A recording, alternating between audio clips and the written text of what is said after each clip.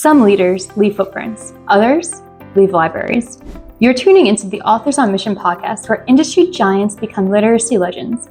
In every episode, we talk with authors who turn their brilliance into books that transform lives.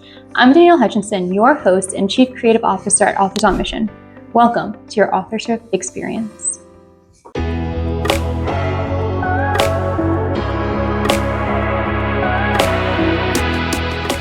Welcome to Authors on Mission podcast, the podcast dedicated to uncovering the strategies and insights from established experts who have achieved remarkable success in their fields and wrote about it. I'm your host, Danielle Hutchinson, Chief Creative Officer here at Authors on Mission, and I am committed to empowering you with the knowledge and confidence to become an expert in your own domain. Today, I am thrilled to welcome Ray Hartjen, an accomplished author, entrepreneur who balances careers as a writer, a musician, and a marketer. Ray's newest book, The Indy 500, a year-long quest to win the greatest spectacle in racing, hits booksellers on May 6th, which is super soon and exciting, and it marks its third publication with Morgan James Publishing. Ray brings valuable insights not just from motorsport, but about the entire journey of bringing a book from concept to market and beyond. Ray, thank you for joining us today on the Authors on Mission podcast. It's absolutely my pleasure, Danielle. Thank you so much for the opportunity. I've been looking forward to our conversation for a long time now, so it's great to have it. Good. Yeah, same here. And I'm really excited to dive in because, as I said in the introduction, you've really just dabbled in so many different fields, from music to writing to entrepreneurship. So I think all of your different experiences are going to be so insightful for our audience today. And not to mention the book coming up so soon. Everyone here is going to get so excited to hear about that. So really awesome stuff. Well, the first thing I would like to ask you is, what brought you into the authorship world? Because, again, you've had many experiences in the past. How did your background lead you to where you are today? Did it shape your approach to writing? Let us know more. Yeah, I think it's an interesting question. It's a good question, and hopefully my answer is pretty interesting as well. Danielle, I have been a storyteller throughout my career, and many times the method to provide those stories has been through writing. So I've always been a bit of a writer, and sometimes it's a song that might be 3 minutes and 30 seconds long. Other times it might be an article or an ebook or a white paper or what have you. But when I really got interested and dedicated to writing books, it really happened because of health concern. In March of 2019, I was diagnosed with multiple myeloma. And if you're not familiar with it, and in the audience members, you might not be familiar with it. Heck, I wasn't familiar with it until I was diagnosed with it. Multiple myeloma is a blood cancer. It's an incurable blood cancer, but treatable blood cancer. Like any health issue, it kind of throws you for a bit of a loop. But I started kind of approaching my fight with cancer with a growth mindset and a kind of a beginner's attitude. And I wanted to learn more. And I wanted to revisit some things. And one of the things I revisited, Danielle, was during my career, I used to teach a time management course from Franklin Covey. And it was one of the exercises in that, and people can follow along here mentally, or actually good old analog ways with a piece of paper and a pencil. You just draw a line horizontally from left to right.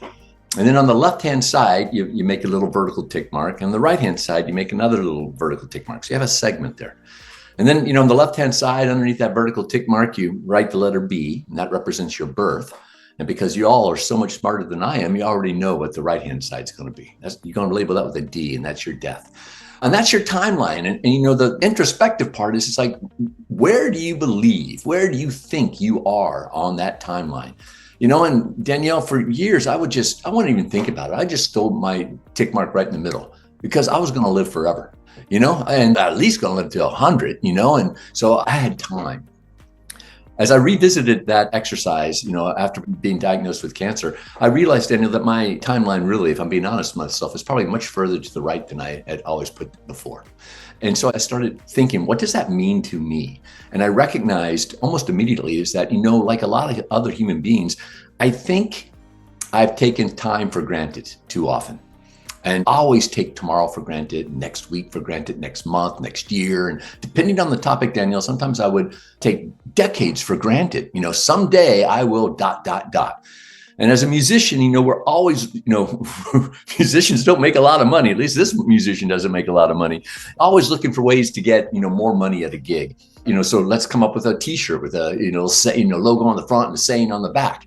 And, when I saw this thing and I recognized the fact that, I think I take time for granted, and it manifests itself with me, and that I take people and relationships for granted too. Because after all, here's my friend Danielle. I'm thinking about her. Oh, I'll connect with her tomorrow, or maybe next week I'll give her a call. Because I'm going to be here and she's going to be here and all that. So, I came up with a motto, and that motto was, "If not now, when?" Put it on the back of a shirt, make a few extra bucks. It is morphed into punch today in the face. Let's get today's attention. I want to make the most of today. Today's a gift. Maximize this gift that not everybody has received.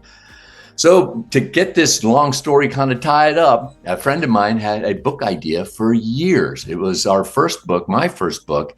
It's called Immaculate: How the Steelers Saved Pittsburgh. And Tom's not a writer. Tom's a biotech executive, but he always had this idea of bouncing around. And he would talk to his family and friends about it for decades, and for me, at least 10 years. And finally, I just grabbed him one day and I said, "Tom, if not now, when? We're talking about a point in history 50 years ago. Let's start. Let me start the book. If I veer off your vision, we'll course correct." And 18 months later, we didn't have to course correct at all. We published it. And it's a book I'm very proud of. So that began that kind of journey of writing. Is like, what are the things that I want to do? You look at the timeline of your life. If you introspectively decide where you are on it, what are the things you want to do, and who do you want to do it with? And so that exercise has been an important motivator and a source of inspiration for me to get the things done that mean most to me with the people that I love the most. Well, that's definitely something that puts things into perspective, right? And I've heard variations of that same sort of metaphor, but, definitely the visual of where are you on that timeline does kind of wake people up for sure. Can it be applied in any regard, like you said, from relationships to work and, relevant to our listeners today, to writing also? I mean, perhaps that's a strategy that can be applied if you've been drafting a book for months and months and months. You keep going back to the same paragraphs, same sentences. Maybe consider making that line that you just described yourself and thinking, okay, where on this line am I with finishing my book? And then kind of say okay, is it time for me to just move on, bring it to an editor, a beta reader? Do I have time to kind of keep backtracking? So I'm just kind of relating it to that. That was an interesting thought that came to mind as you were describing that. The first step, Danielle, is to get started, right? A lot of writers have these great ideas, and so it was me getting my buddy Tom's like, hey, let's get started. We can't think about the end of the book before you think about the first letter that you're going to type. So that's one thing. And I think you brought up a lot of good points there. As writers, we tend to get stuck sometimes, whether it's we don't know where to go in the story, or we're struggling with completing the storytelling. And like you said, maybe reapplying that timeline, maybe not to your life, but I want to get this book done in the next 2 months. What needs to happen now? Find some sort of impetus to overcome that inertia or lack of momentum to go forward. Right. Well, you just spoke of, sort of the starting point here, which is interesting because when I was looking through your materials, you mentioned that a publication date, for example, is a starting line, but not the finish line. So I guess I think this might be a good segue into that sort of concept where, we have to have that starting point, but also, the idea that there's not quite a finish line in there when we're writing, because you always have to keep developing, marketing strategies, keeping your book alive, that sort of thing. Was that what you were getting at with that quote? Absolutely. When we started talking with publishers with that first book, and it's conversations I have all the time, the fact of the matter is, in the nonfiction space, for example, a major, one of the, legacy publishers, they'll produce, and publish 20,000, nonfiction books a year. They can't promote but a few of them. Some of them will promote themselves. If you're Michelle Obama and you're writing a autobiography, that book's probably going to be promoted by the publisher, and it's going to have a big marketing push behind it. But for the vast majority of writers, you need to be your own marketer. You need to be your own promoter. You need to cultivate those communities of readers. It takes, we learned very quickly. I learned very quickly. The publication date's not the finish line. That's not where you sit and go, yeah, I got this book published. It's really just the beginning, because no one's going to read it at the publication date unless you really work on trying to let readers just become aware that the book exists. You nurture a community and you ask for people to give reviews and the like. And it's particularly when you're working on other projects, being able to find the time of promoting one book at the same time trying to finish another book. It takes a full day because you've got to be on your social media platforms. You've got to build those communities. You've got to experiment with different ads and the like, and constant networking with readers. Yeah, definitely. And, I think that's something that everybody should be taking to heart today because, like you said, like they think that their book is published, they put it on the shelf, and that's that. But it does require a lot of, effort and maintenance too, which I can see that you're definitely doing and modeling for us today. But for good reason, because in the Indy 500 book is coming out literally in a few days. So that's something really cool for us to kind of segue into now. How on earth did you go from writing about, such personal experiences such as your condition to Indy 500, which you assured me before the recording you did not participate in yourself? I have participated for almost 50 years as a spectator, right? So I've been there, but I love talking about the origin story about this book. And a thing for authors out there to consider: always think about the origin story for what you're producing, your deliverable, because I think readers really like to understand that. What was the impetus for this idea? And Danielle, for me, reading has always been important to everybody in my family. My father has this unbelievable library. He was a career military officer. He, without question, has the largest privately held military history library around. It's over 20,000 volumes in his Kansas home of books. And so, I grew up treasuring books. And back in the day, and I think they still exist, but back in the day, our schools in the States here had the Scholastic America catalog. These little tissue paper thin catalogs that had all these treasures in it, and the teacher would pass the catalogs out. You look at it and you find some really cool books and run home and bust open the piggy bank or beg your mom and dad for a few bucks. They were still in my time, by the way. I do remember those, circling and marker and hoping I would get to bring some cash in the next day. Yeah. Exactly. And then 4 weeks later, a box shows up for your teacher and he passes out all these treasures. Sometime around like 1973, when I was, like 9 years old, third grade, let's call it, I got a book from an author named Hal Higdon called The Indy 500 30 Days in May. And here it is right here. I have the retro. This is not the original book. The original book is someplace in my father's house. I bought this as a retro reprint. This book just ignited my passion for the event. It was a diary, a chronicle of the 1970 Indianapolis 500. And, I had been, as a sports fan, as a kid, I was familiar with the Indy 500, but this took me from, the day before the track opened for practice, April 30th, 1970, to the day of the race, May 30th, 1970, and everything that happened along the way. And it ignited a passion for me for the event and for the sport that has never died. And, I just fell in love with this. I read this book 3-4 times a year for probably a decade. And I read it again last year when I was writing my book. And because it was a chronicle of the 1970 race, for years I'd been thinking, well, I would love to update this book for a more current race. And maybe I can ignite the passion in a young reader and they can see it and like, wow, this is a cool event. Let me check out more about the Indy 500. Maybe they can fall in love with the Indy 500 like I fell in love with it. Going back to, maybe your first question, if not now, when, is what I thought about. And it's like, well, if not now, when? Let's do this book now. So this book coming out on May 6th, the Indy 500, a year-long quest to win the greatest spectacle in racing.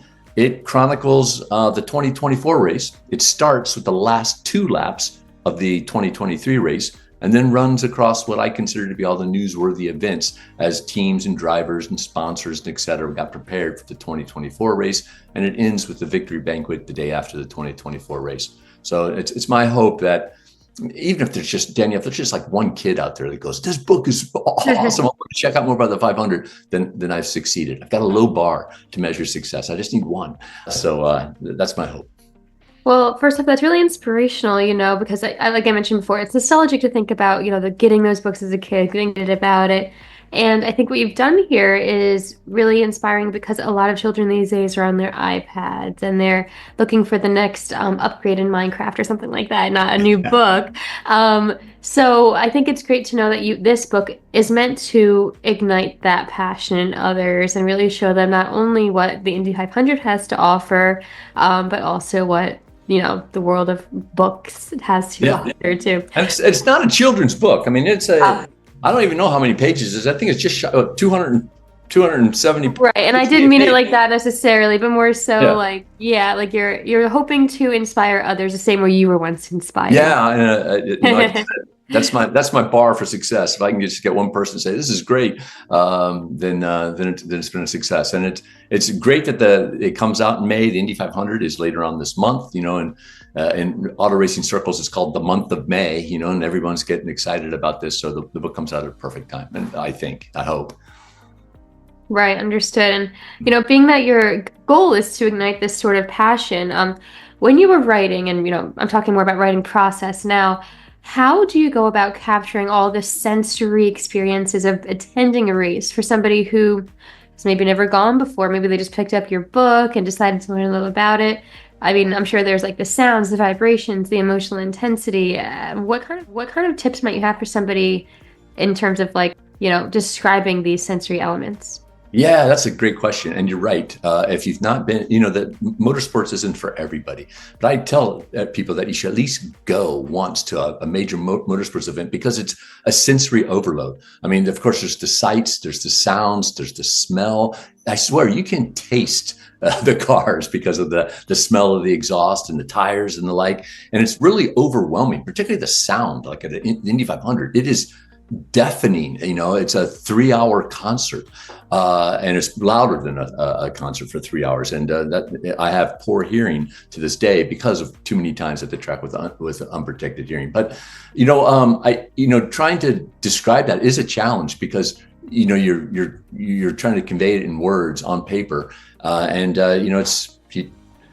it's back to your old adjectives, right? And and then metaphors and similes, and being able to describe what it's like if you're up close to the track and a car goes by, how it makes you weak in the legs with the sound and the vibration as it goes by.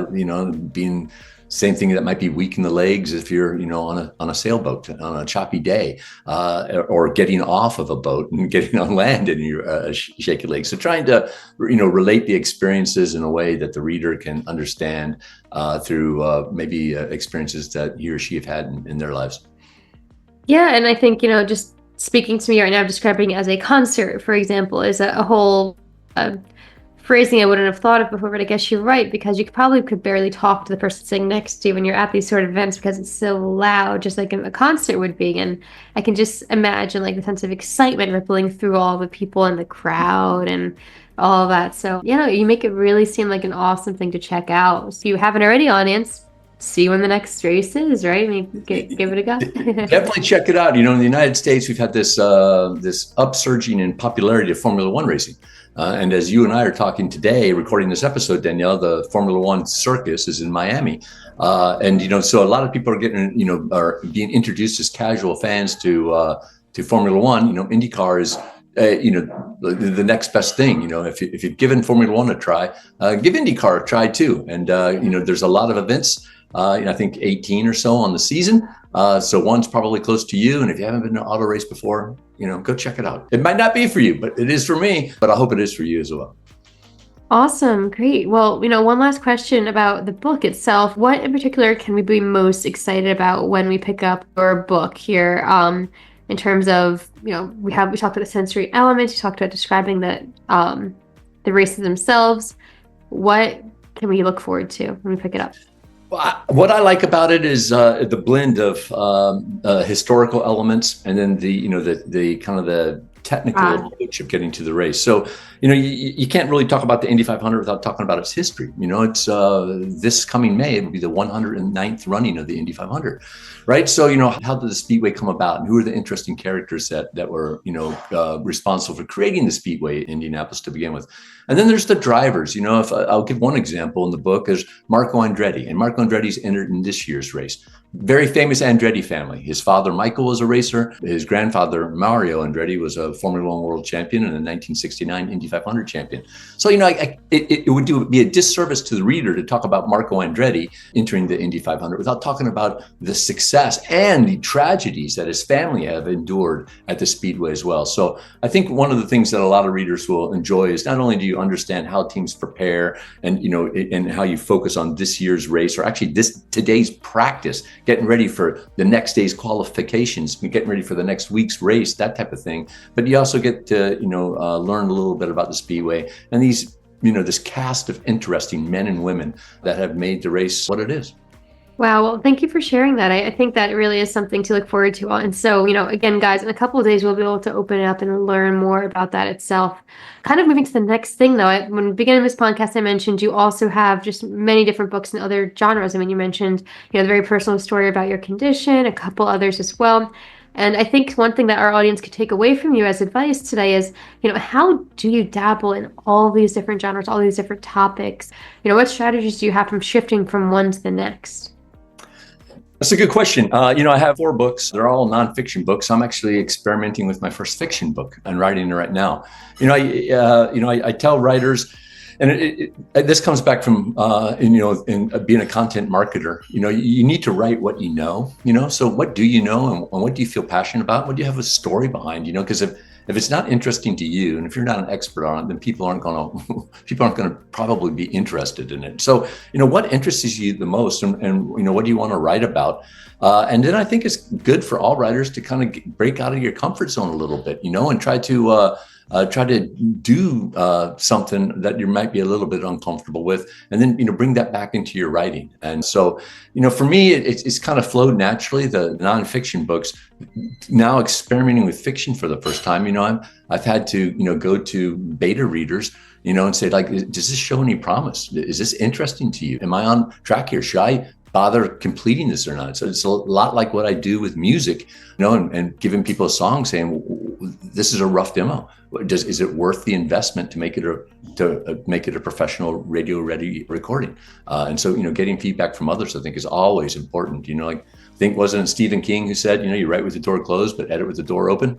Exactly. And, I do think that's a great tip, because everybody can kind of use that second pair of eyes on your writing, especially when it's something you haven't written before, which is important to do. We offer at Authors on Mission, for example, consultations to see where your ideas are, what we can help you with. And it's good to know you've also employed that same strategy, because, with anything, you need feedback. You need to see where you can improve what's good and where to go next.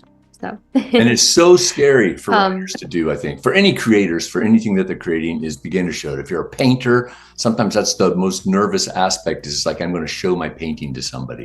If you're a writer, it's show your writing. And if you're a musician, it's, sharing your tune. I don't know anybody who likes it, but it's something that you just have to overcome, right? It's like, I need to get feedback from this. And if we can, not be defensive about the feedback and receive the feedback the way it's intended, if it's intended positively, and most of the times it is, take it as a gift. You got the gift of feedback, now let's respond and adapt to it.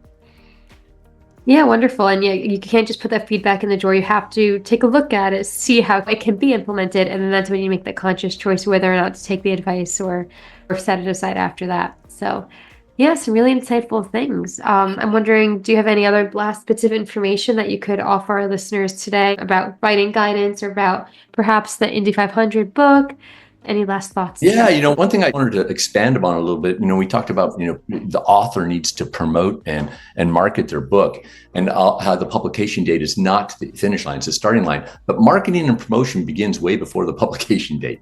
It begins actually while you're writing it, and, on your site and within your communities, make sure you talk about the projects that you're working on, and have people, be excited about your finished deliverable. Pre-orders are so important in publishing. Being able to equip people to understand what your deliverable is about and have them pre-order it. If you want to have your book in bookstores, the best indicator to a bookstore like Barnes & Noble, for example, if they want to stock it in all their locations, is that it has a lot of pre-orders. And that lot of pre-orders isn't necessarily as high as you think it is. It's just a few hundred, So if you can get a few hundred pre-orders before publication date, there's a very good chance that your book will be on the shelves at every location at Barnes & Noble. And if that's important to you, then you're going to have to market and promote beforehand. And then, one of the questions that you and I bantered about before this episode, Danielle, is, what have you learned from music that you can adopt to writing, as it relates to promotion? Oh, yes. Back in the day, we had street teams. You could go out with a cassette or a CD and hand it out and have people listen to your music. But where it really came about was for live performances and putting posters on telephone poles, putting posters on, construction walls and the like. Today, that's really a digital street team. And I encourage all authors to develop your digital street team. Ask your networks, who's willing to go out here and promote this book for me? And one of the best ways to promote a book is to give people your book and ask them to provide their genuine, authentic review as soon as they can upon publication date. Reviews trip algorithms for search, and reviews help readers, help customers decide whether they want to invest in your book or not. So, you authors out there, try to generate your digital street team to get out there and do book reviews for you, to promote your book as they can through their networks. It gives you exponential reach as opposed to just what you can do by yourself. It's always good to know different fields and different areas of talent can influence your writing. So everybody listening today, take that to heart, use it as a homework piece, and implement it in your own lives as well. Right, if people want to get in contact with you, perhaps to, maybe know about the new book release, know what's coming next, ask you any questions, where can we find you? You can find me anywhere with my name. I particularly want to hear from you if you are a multiple myeloma patient, a caregiver, or an ally. I love connecting with people within that community, and it's been the honor of my life because of the book, me, myself, and my multiple myeloma, connecting with readers from around the world, patients from around the world. If you want to connect with me, if there's anything I can do for you ever, just hit me up on social platforms. I'm Ray Hartjen on all social platforms, with the exception of TikTok. I'm Ray Hartjen 5. I'm not sure. I think maybe I just pushed an extra button when I was signing up for TikTok. You can also hit me at rayhartjen.com. And my email address is rayhartjen@gmail.com. So I'd be happy to chat up anybody about almost anything, but particularly if you're a patient of any serious health concern, I would love to hear your story and help amplify your story. Well, you hear that, everybody. You can reach out to Ray and let him know how his books have changed you, inspired you, but also to provide more insights and context if you have been through something similar, such as you were just describing.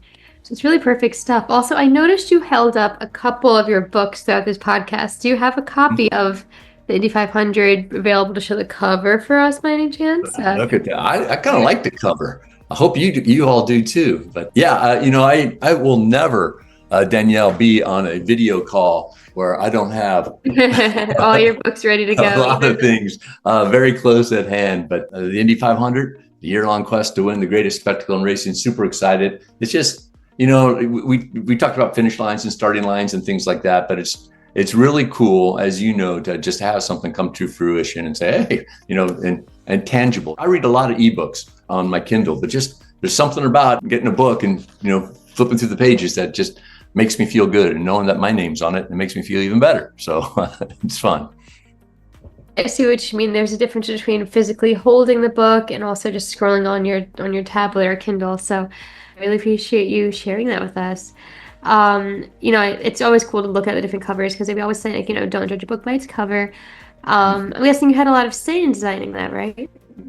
Oh, it's funny you say that. Yeah. Okay. Great. Yeah. Sometimes people. But you probably spend more time as a writer considering covers than you do writing, 2 or 3 chapters of the book. I mean, it's I find it an incredibly painful type of experience because, the cover is meant for 2 things, right? One thing, the cover is meant for someone to pick it up and then turn it over to see the back cover.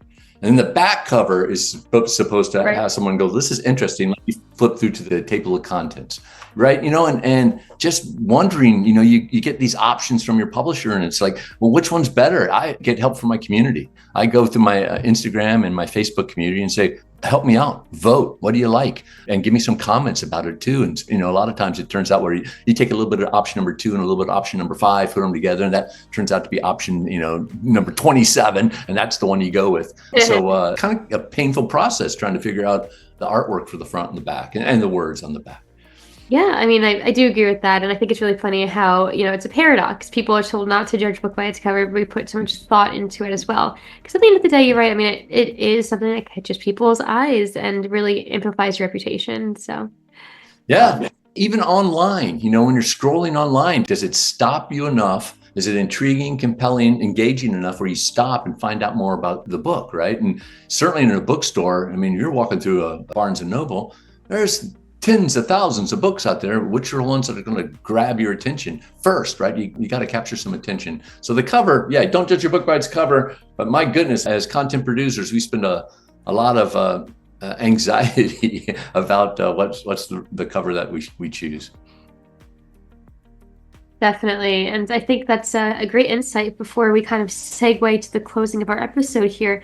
We offered a ton of different tips to you today, listeners, ranging from writing to changing genres, all that. So, Ray, thank you so much today. It really has been a true pleasure having you on the show.